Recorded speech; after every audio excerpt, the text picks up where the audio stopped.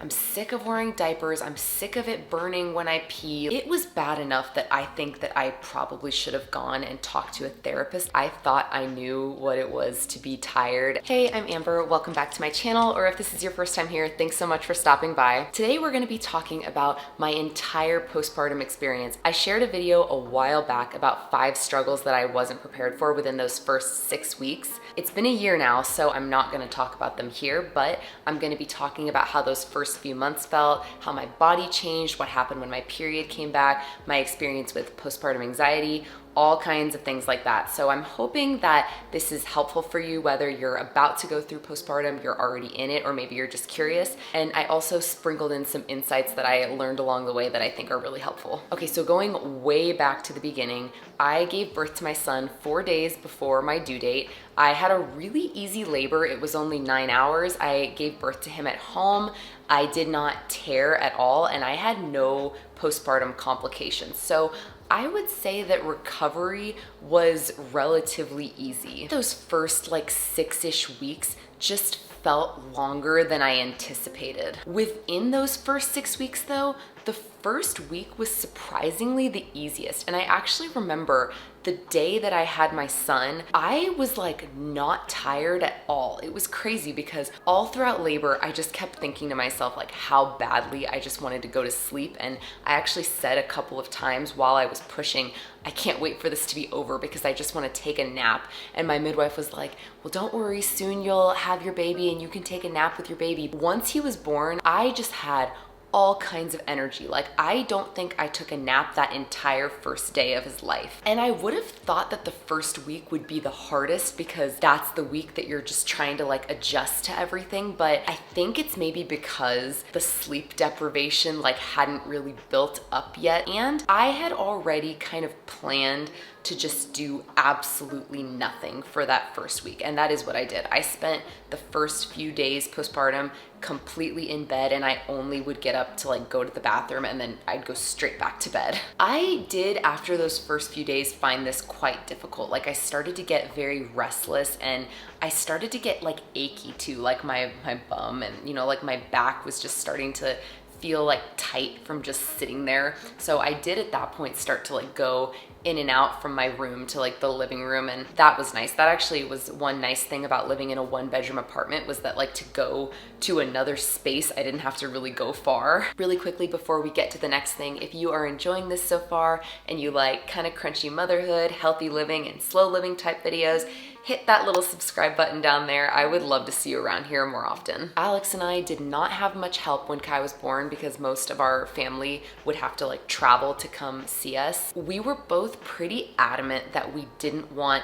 any long-term visitors in the first 2 weeks, but like especially the first week, because we wanted to just like have the opportunity to get into our own rhythm and routine so that when someone came, it actually like genuinely felt like help. Because I had heard a couple women say that their parents like came right when the baby was born. They got used to having that help in the first couple weeks. So then when their parents left, it felt like they had to adjust all over again to having a baby, and I did not want to deal with that. So I'm actually really glad we did that. I don't know if I would want to do that with a second baby, but it was a really good experience for Alex and I just to be able to enjoy the sacredness of that newborn bubble for those first couple weeks. I do wish that we would have had more people like that could have helped closer to us, because I think it just would be so helpful to have someone just like come make a quick meal or like drop off groceries. If you have that, let people help you. Like really do not turn down the help. The rest of the 6 weeks though was harder than what I anticipated. And it's not the recovery that was harder necessarily. It's just that like, it's gonna take roughly 6 weeks, maybe longer, maybe not as long, to recover from giving birth. But like After a month, it was just like, oh my gosh, like I'm sick of wearing diapers. I'm sick of it burning when I pee. I want to be able to get up and like make myself a meal without bleeding profusely. After a month, I was just getting restless because Alex and I, we are people who like to go do things, not all the time. Like I would say at my core, I'm a homebody, but I do like to grab a coffee or like go take a hike or just even go out on a walk. After a month of being almost entirely in our 1-bedroom apartment, I was just like, oh my gosh, like I am sick of these walls. But the problem was that my body would tell me when I was pushing it too much, because the first couple weeks I was bleeding pretty profusely and then it would kind of start to like taper off. Every time that I pushed myself to go do something even a little bit too much, and I mean even just standing for too long, like in our own apartment, I would once again start bleeding very, very heavily. I thought I knew what it was to be tired, and I was wrong. I don't say that to like scare anyone, because I hate it when you tell people you're gonna have a baby and they're like, oh, be prepared to never sleep again, because like you're gonna sleep again. But depending on how your baby is, you are probably going to be tired, and that's okay. That's just part of it, and that's partly why I think it's really good to just prepare yourself ahead of time to like take it really, really easy that first month, even the first 2 months. I had heard about postpartum depression, like I think a lot of us have, and I don't think I really had that, but I had not heard of postpartum anxiety, and I absolutely had that. Like completely irrational thoughts that really messed with me. It was bad enough that I think that I probably should have gone and talked to a therapist about this. That was another unfortunate thing about me being laid off right before I had my son, because our income had been cut in half. I didn't feel like it was appropriate at that time to be like, well, I need to go talk to a therapist, which is insane. I feel like it really should be illegal to lay off someone who's about to give birth or who has already given birth, because I cannot imagine someone going through what I was going through, or maybe even having it worse, and feeling like they can't afford to go get help. We did a lot of contact napping in that first month, and there was one time where I was holding him and he felt a little bit warm, so I told Alex, can you just like check his temperature real quick? And his temperature was higher than 98.6. I freaked out, like texted my midwife, what do I do? We put him in his bassinet, of course, and within a couple of minutes his temperature had gone back down, so that probably should have been the sign that he didn't have a fever, because if he did, it would have stayed up. I was just panicking. Like I remember feeling afraid to hold him, and for days after that, I like insisted on checking his temperature intermittently because I was so scared of him having a fever. I felt anxious about other people holding him because I just felt like they weren't gonna do it right and like he was gonna suffocate. And when my parents came, I'd be like, Dad, be mindful of his nose. And my dad was like, Amber, like I know how to hold a baby, it's okay. There was one time where someone was holding him and they took him out onto our balcony, and it took everything in me to not tell Alex, like go get him right now, because I felt like they were going to just like throw Kai off the balcony. It was so hard because I knew on the one hand that these thoughts were so irrational, but at the same time, they felt so real. And I didn't really talk to a lot of people about this. And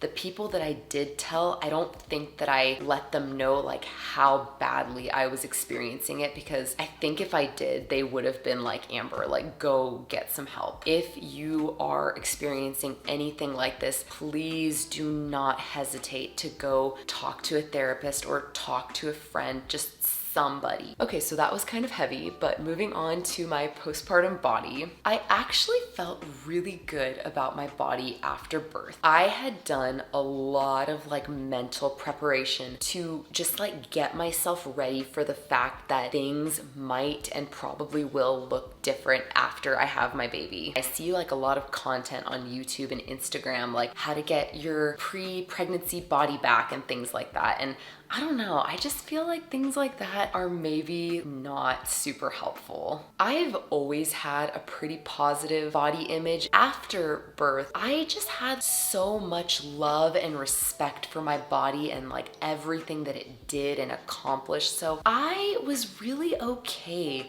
with the fact that it looked a little bit different and that I couldn't like fit into my pre-pregnancy jeans. It was expected. I just really gave myself grace to just take it easy, to relax, and to not try to like push myself to try to like get back to the way things were, because I read the book The First 45 Days, and what she talks about in that book is that trying to like get back to normal too quickly can actually have like adverse effects on your body. My body does still look a bit different. I still have like that dark line on my belly. It's not as dark, but it's still there. I've noticed, I don't know what this is called, but I can like see tiny little veins on my legs now. Not a ton of them, but they're there. That's something that I never noticed before. I definitely have more white hair than I ever did before having a baby. I also feel like my face maybe looks like just a little bit aged since having my son, and I talked about what I'm doing, not to prevent it, but just to like add a little extra love to my skincare routine in my summer faves video, which I'll put up here and in the description box down below if you want to check that out. I didn't notice really much hair loss at all, like not any more than I normally would. I am noticing now at like a year postpartum, the regrowth that everyone talks about, mostly right here and in the back. I've always had baby hairs right here, but they've mostly just stayed flat, and you can tell more when my hair is straight. It doesn't stick straight up, it like has like a little poof. My period changed after having my son, and I've heard of this happening to women before. I've never looked up like what the science is behind that. Before I had my son, I had